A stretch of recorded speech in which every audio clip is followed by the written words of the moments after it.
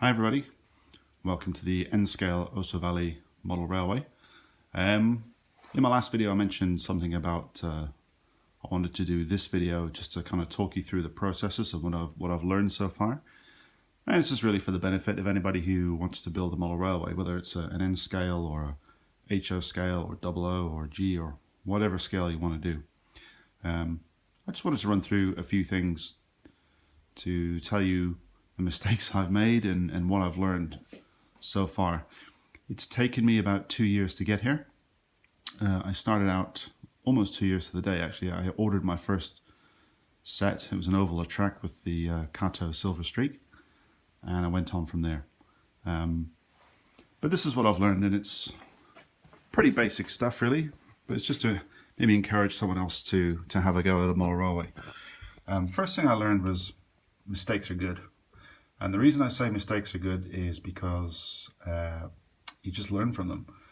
And the more mistakes you make, then the more you learn, really. And that's how I have done this so far. And I've made plenty of mistakes. I mean, you're looking at one right now.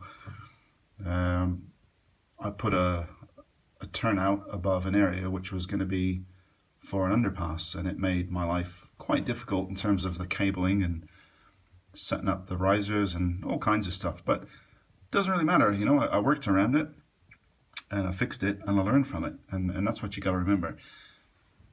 Any mistake you made can be undone. You can literally fix anything, you really can. It's not hard. It just takes a little bit of imagination, a little bit of time, and a little bit of patience, and you'll get there and you'll learn from it and move on. So don't ever be afraid of making a mistake. That's how you learn. Okay. Number 2, high-tech reminder, piece of paper. Planning, software or track guides. One of the things that I've really appreciated is to be using rail planning software. Now I use, it's called Rail Modeler Pro, and the reason I use it, it's for the MacBook, and it's an excellent program. It's not free. I think I paid 24 bucks for it, but it was worth every penny. And it was especially helpful in doing stuff like this switching yard. I had an idea in my mind what I wanted to do with it, and it was kind of the last thing I planned, and I planned it as I went along. I mean, you don't have to plan the entire layout and every single fine detail. You can if you want to, but you don't have to. So I found it invaluable as a planning tool, and to help me during the build process as well, because I could keep referring back to it, and I would highly recommend it. If you don't have a computer or you're not big into computers, that's fine. There's plenty of other possibilities. There's templates you can use. Kato, for example, I know make a template, and I'm pretty sure I've seen one from, I think it was either Atlas or Pico, or both possibly. So it doesn't really matter, but I would recommend that you plan it as much as you can. It's quite important. Following on from planning, and bench work. Plan for good bench work and take time to make it right. This bench work that you see here, I'm quite proud of it because I'm not a carpenter, and this whole benchwork was built with a square, a couple of saws, and a drill, and a ruler and a measuring tape. That's it. I didn't have any special tools, any special skills. I'm not a carpenter by trade. It's the biggest piece of woodwork I've ever done. So now, if you go back to number 1, where I said mistakes are good, I made a huge amount of mistakes on my initial benchwork. This benchwork has been replaced 3 times. Okay, now I managed to reuse the wood each time, so it didn't cost me any extra. But yeah, it was invaluable to do that, and to learn from it. You know, and also talking about planning, originally this wasn't going to be a double deck layout. It was just going to be a single deck. And then about halfway through the build, I decided I could probably squeeze in another deck in the top, which I've done, and that's what I did. And it was fine. I really enjoyed the process.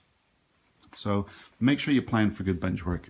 The last thing you want is to have shoddy bench work, which is, you know, it's going to warp, it's going to wobble, it's not strong. I mean, this is pretty strong stuff, you know. You can hear it moving a bit, and it's not attached to the wall, it's completely freestanding. So, and also think about, you know, if you're going to move one day, you might want to take it with you, or I don't know, you might want to get rid of it or pass it on to a relative or sell it or whatever you want to do. So that's worth bearing in mind. Some people like to put their bench work on the wall, and that's fine as well. In my particular case, I wanted something which if I had to move it, I could, because there is a chance that we may move, and so I want to make sure I can take it with me. I've invested a lot of time and effort into it, so I want to continue to enjoy it, depending on where we end up living, if we don't stay here. Number 4, don't be afraid to stretch your skills. As I said to you just now, this is the only time I've ever done any kind of major woodwork. For example, that helix there, I had no idea how to build a helix.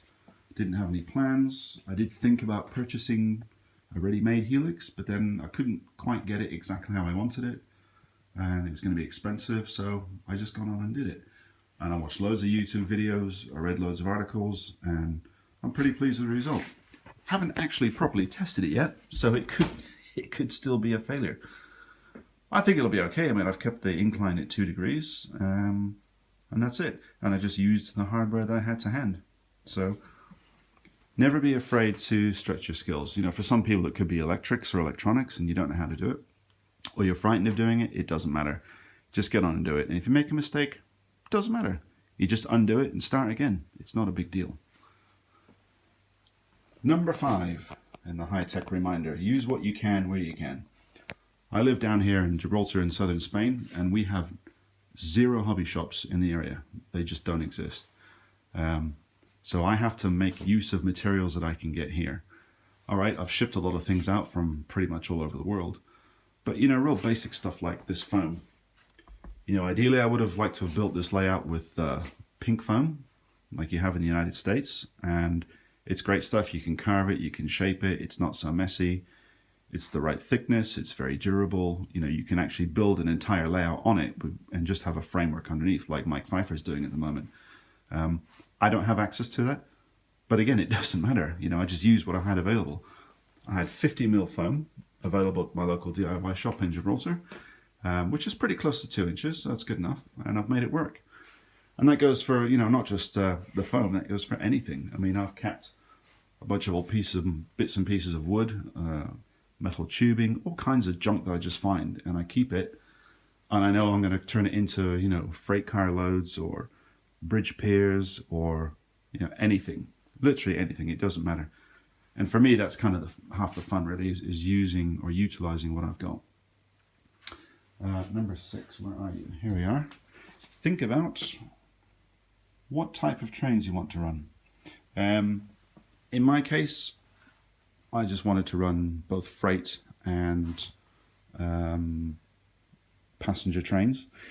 Initially, the original layout, I was going to do it loosely based on the 1980s. I wanted to do it kind of predominantly Santa Fe, the blue and yellow scheme.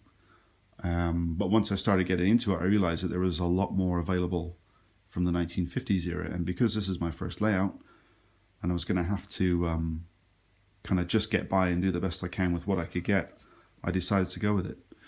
And also, one of the things that you need to consider when you're talking about what types of trains you want to run, think about the radius of your curves. If you look at this Pennsylvania carriage, it's hanging over the edge of the track. So it doesn't look very good. It certainly doesn't look prototypical. But again, you know, you just kind of improvise and make do with what you've got. So my plan is I'll have a tunnel portal start here. So you probably will not see the train going around that corner. So it doesn't matter that the coach is hanging over the edge of the track like it is.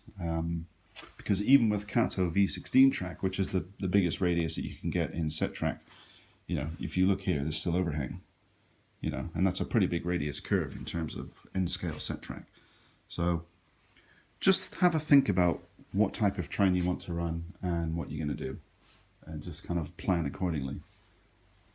Okay, and the final piece of advice I could give, if you can call it that, is enjoy the process. There's no such thing as a bad or a stupid mistake, I don't think. You know, if you do your best to plan it, and you do your best to improvise, and you do your best with your bench work, then you're going to enjoy it. And if it takes longer, it doesn't matter. I've had loads of people keep asking me, "Oh, Rob, when's your layout going to be finished? When's your layout going to be finished?" Well, it's not about when it's going to be finished. For me, the enjoyment I'm getting is the process of building the layout. It might take 2 years. It might take 5 years. It might take 10 years. It doesn't matter. The point is, I'm doing this to enjoy it, and I'm thoroughly enjoying it. I've never enjoyed something so much in my life, I think. So I would just say that would be my final piece of advice, is to enjoy what you're doing and don't get stressed out about it. Just enjoy the process. Okay, guys, well, it's been a long video, and thanks for sticking with it. I appreciate people that watch my videos. I think I've got 13 subscribers, which is which is nothing really compared to a lot of railway blogs out there, but that's fine. I'm doing this just to share the information, and I hope you get something out of it. All right. Thank you for watching. Thank you for subscribing if you do. And my next video, like I said previously, is not going to be for another 8, 9, 10 weeks. I've got to go back to work now. But I just wanted to leave you with this this last thing, and to tell you, hopefully, to give you something you can take away from it. All right, guys. Thanks for watching, and see you in 10 weeks.